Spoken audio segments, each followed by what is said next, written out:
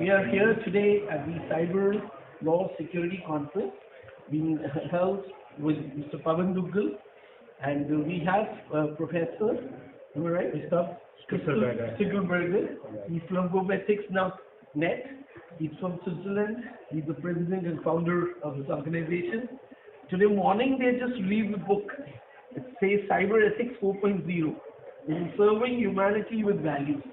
So we'd like to hear from yourself that what does it mean for the Indian security cyberspace? And when we talk about cyber ethics, so what all we do will stand from there. Thank you. Yes, GlobeEthics.net, we are partner also of this organization, of this conference. Also, Dr. Pavan Duggal, the director of the conference, is our board member at GlobeEthics.net, global network on ethics in all continents, with also 2 offices in India. Now, the topic is very relevant for all kinds of cybersecurity, cyber law, because law and ethics are twins. You cannot have law without values, and you cannot have values without a legally binding basis. Yes. That's how they cooperate, and that's how also Pavan Duggal and me cooperate on that. And now the ethics is about what are the key values we have to protect. For example, the value of personal freedom and integrity by data protection, but also the value of national sovereignty. Now, these 2 values can be in conflict because you can have a totalitarian state to protect the sovereignty of the state, but then you do not protect the freedom of expression of the individual. It's just under the name of sovereignty and security.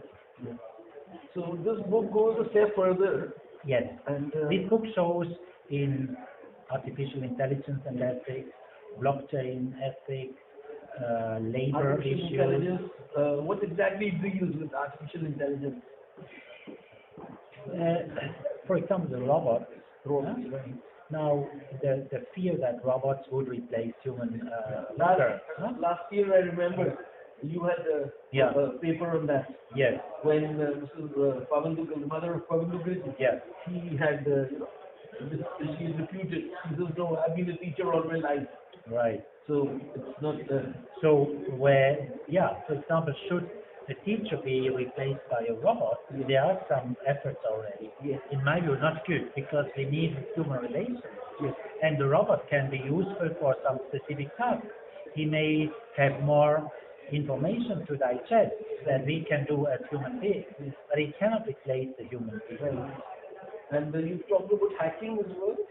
Yes, hacking, of course, there are the greedy hackers, money-driven. Yes.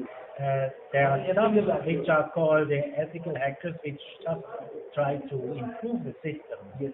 They do testing in order to find the weak side and to improve it. So when we're talking about cyber ethics 4.0, this is like it's going to be implemented by what year?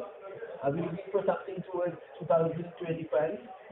It's an ongoing process, because it means cyber ethics means whenever we have new developments in technology, in legislation, we need to ask, what are the reference points? What are the values that we have to protect? Right.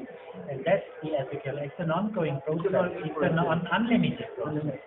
So whenever there is a new technology, even in the past, if you have a railway 100 years ago, or invented the cars 150 years ago, the question was also, what does it serve? Right. Is it just to exploit other people, or does it serve what we call in the subtitle, serving humanity with values?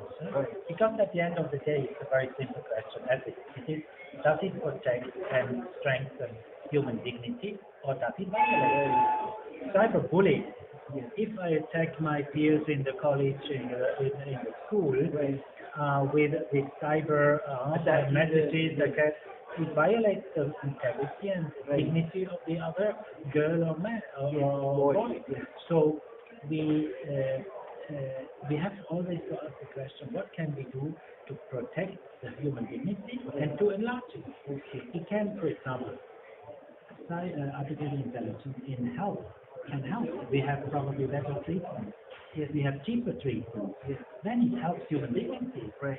But if it is just to take all my biodata in order to steal and not to allow me to get a job because they say, oh, you may have cancer in 50 years, so I do not employ you today. Right.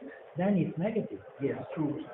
Thank you very much, Professor Stueckelberger. Thank you for your interest. Thank you. Thank you. Thank And you. we hope this book finds its way. Indeed, you can download it by Globethics.net, right? and then publication. Yes. Then you can download it for free and you buy it in print copy. Thank you very much. Thank you.